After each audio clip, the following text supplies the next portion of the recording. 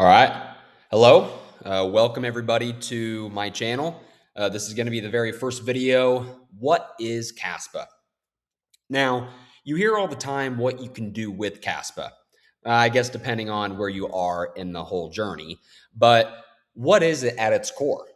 What is it? Because it's a piece of technology.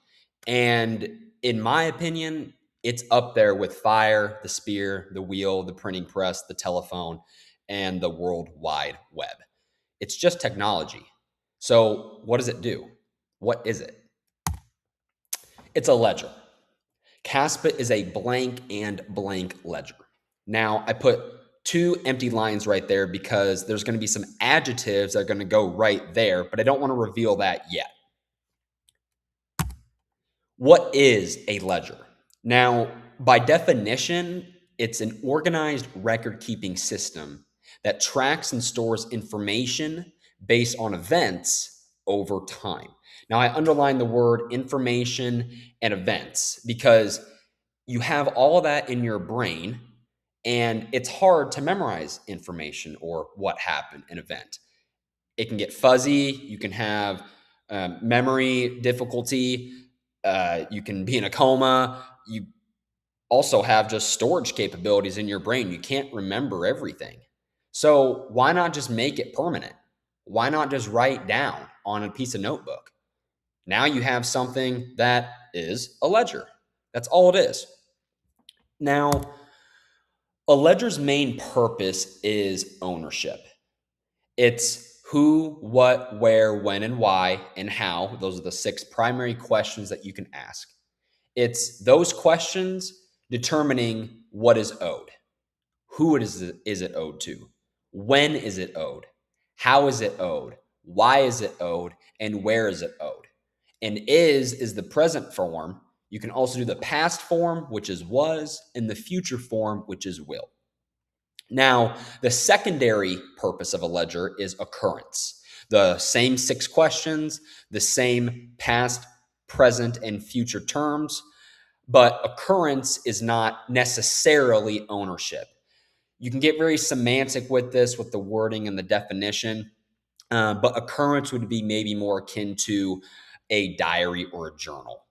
A ledger's main purpose is ownership, but it could technically be occurrence. So again, going back to the ownership aspect, that is what the early use of a ledger was.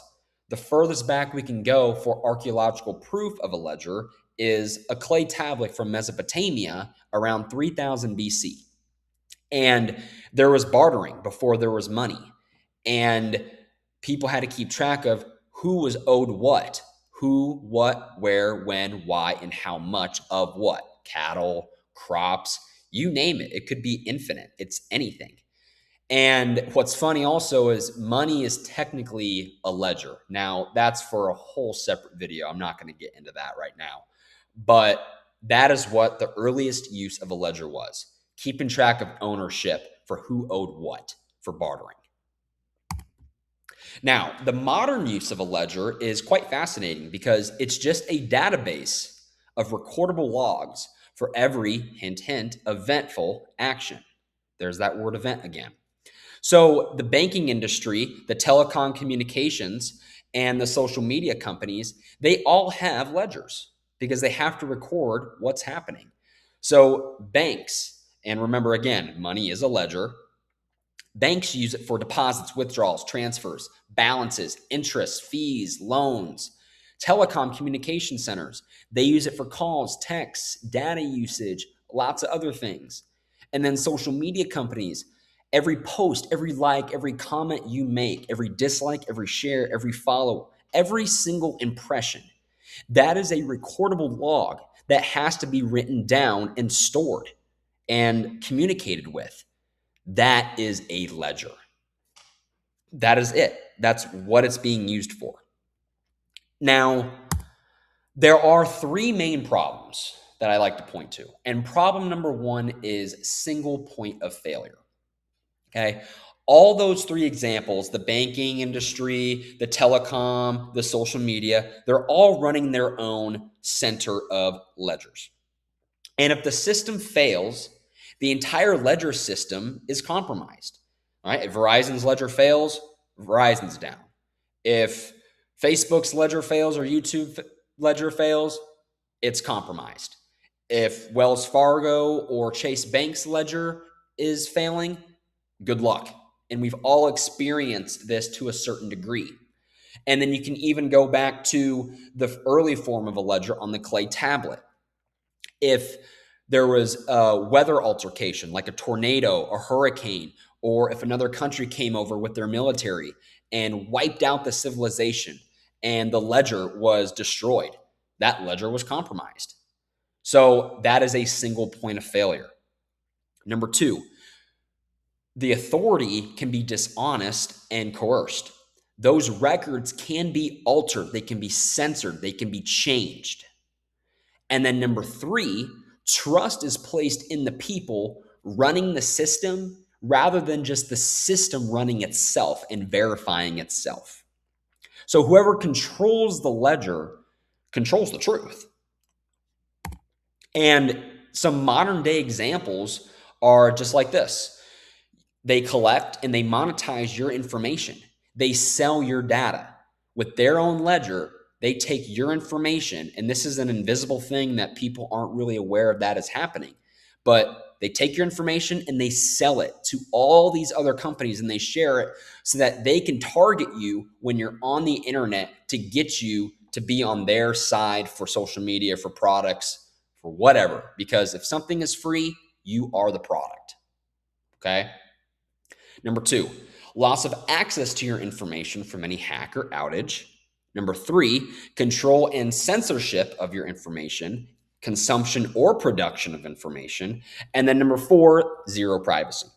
So on the bottom here, you have the truckers' vaccine protest in 2022. There were truckers in Canada that said, we do not want the COVID vaccine. But the Canadian government said, well, we're going to shut down, we're going to block, we're going to censor your bank account until you comply. That is a single point of failure. Facebook, during that same time with COVID, with the censorship, and not only COVID censorship, but there's arguably some political censorship that was taking place there too.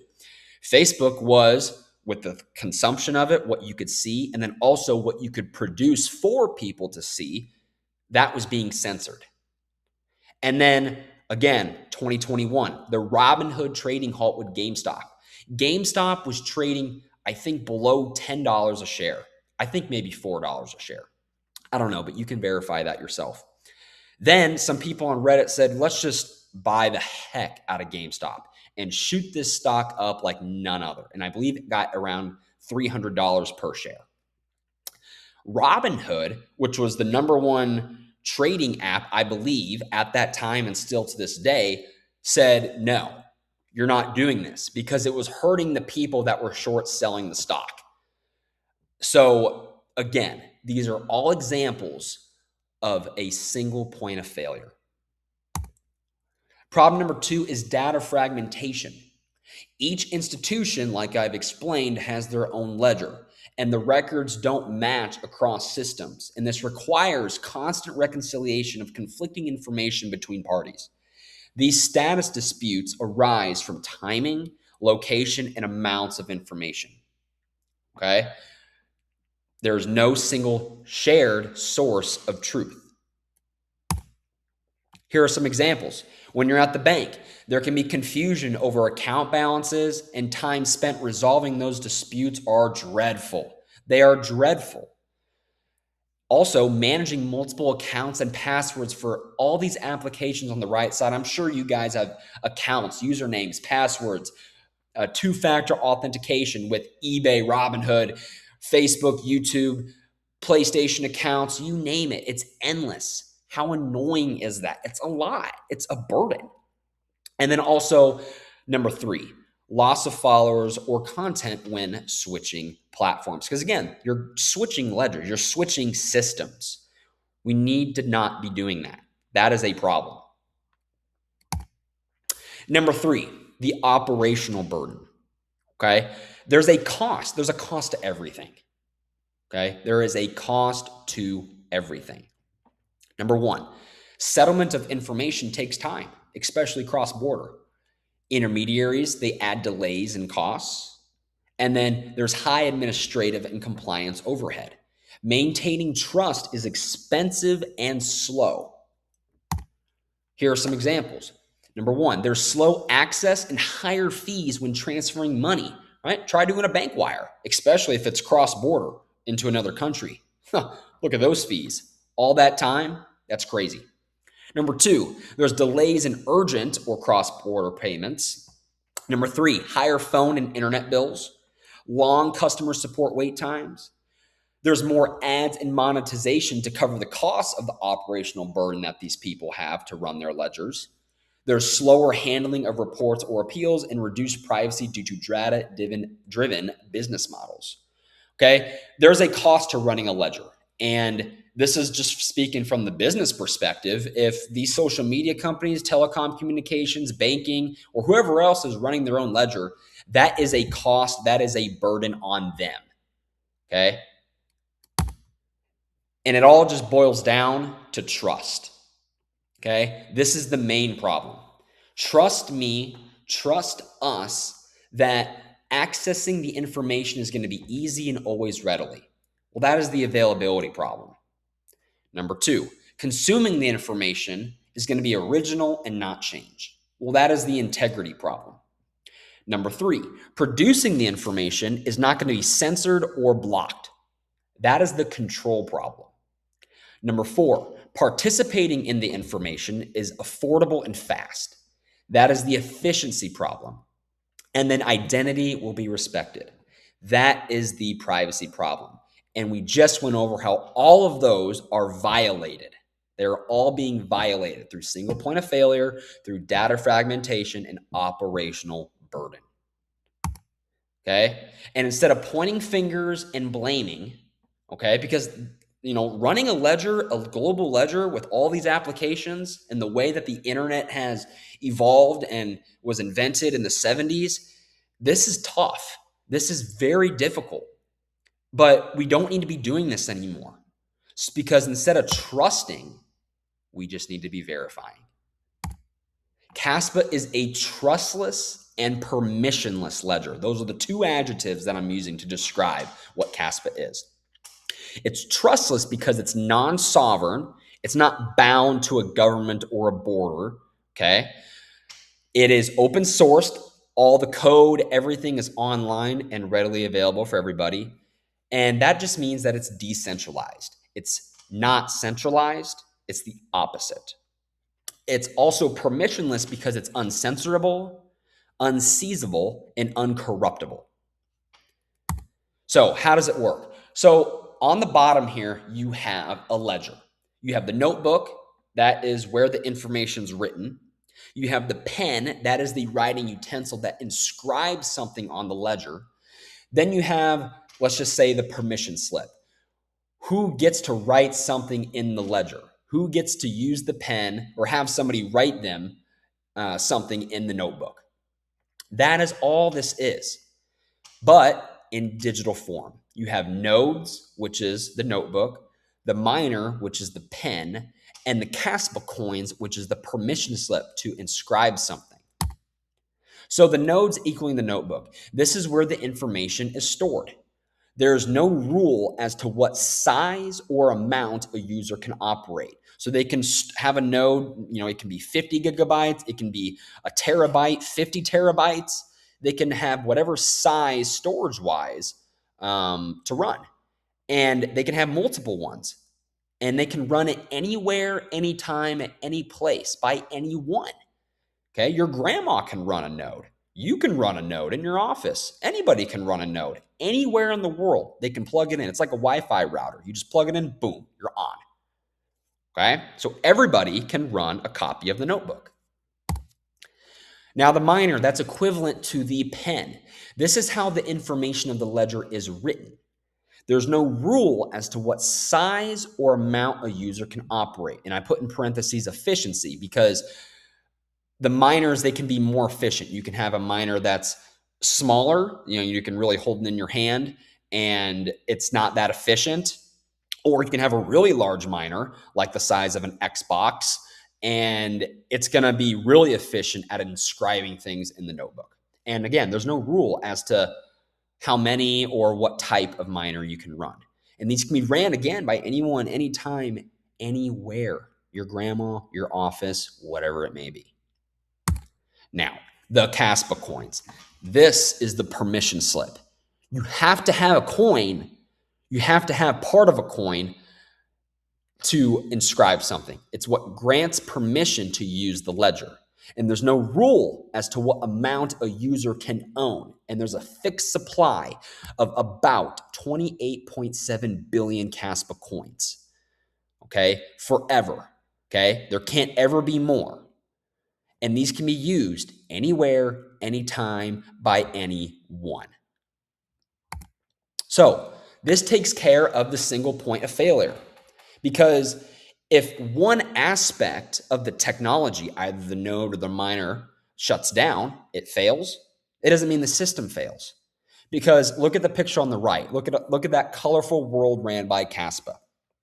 Somebody, let's just say, is running a node and a miner in Florida. Now, if their node or miner shuts down, okay, due to their choice, or let's say a weather impacted that, it doesn't mean that the other nodes or miners that are distributed around the world shut off either. The copy of the ledger is still being up and running 24/7, 365. So just because one fails, it doesn't mean everyone else fails. It doesn't mean that. So boom, check. Number two, records being altered through dishonesty or coercion must be done through a 51% majority. So let's say, again, that person in Florida with their node and miner says, well, I want to have, instead of about 28 billion Kaspas, I want there to be 28 trillion Kaspas, and I want to have all of them. So I'm going to change on my end that I have that. Well, you just created a new technology because you have to get everybody else to do the same thing at the same time. And that is not happening. You have to have a 51% majority to change the majority of the internet, or the majority of this ledger technology. Okay, that's all that this is. So that's not happening. You have to get the entire world majority, 51%, to essentially agree to something at the same time. Good luck doing that. Check. And then number three, the system verifies itself instead of trusting people to run it. Since everybody is running it, the famous syndrome quote off of The Incredibles, if everyone's super, nobody is. If everybody's running it, then nobody has to trust anybody. It's the collective whole. Everyone verifies the ledger. No one controls it. There's also zero data fragmentation. Each user can have their own ledger, but the majority of records match across systems. And through verification, the ledger allows for no conflicting information between parties. And it is ran 24/7, 365 with zero downtime or outage. There is a single shared source of verified truth. And then there is zero operational burden. Instead of the telecom communication centers, the social media companies, the banks having their own ledger and their own servers and their own data, that is dispersed throughout the entire world in people's basements, offices, hobby trailers, big farms, whatever it may be. Settlement of the information is instantly done in real time around the globe, and verification is open source and live. There's zero intermediaries, so it's peer-to-peer, and cost of participation is cheaply and openly sourced. So it's akin to just running a router in your house, like an internet router. And that is the operational burden aspect of it. Maintaining trust is now cheap and fast instead of expensive and slow. Now, we're wrapping up here with the video.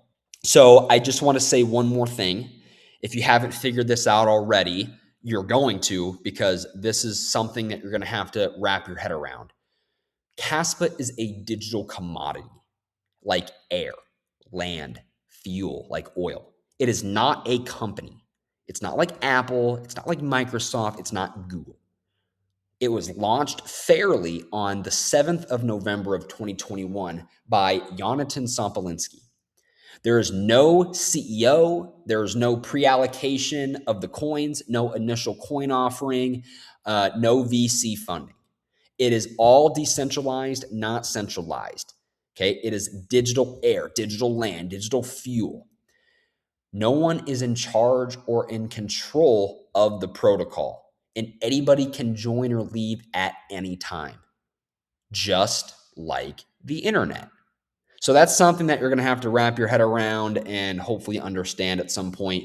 And hopefully I can make that point clear in my next videos. And what the next video is most likely going to be, it's going to be mostly what can you do with Kaspa, starting off with sound money and then going through that whole rabbit hole of what money is and etc. So thank you very much. This was my very first YouTube video. I hope you enjoyed the content. Please give me your comments in the comment section on something you understood, you didn't understand, what you liked, what you disliked, something that you want to see or hear or learn about in the future. Whatever your question is, I want to show that Kaspa is the answer. So thank you very much, and I'll see you next time. Bye.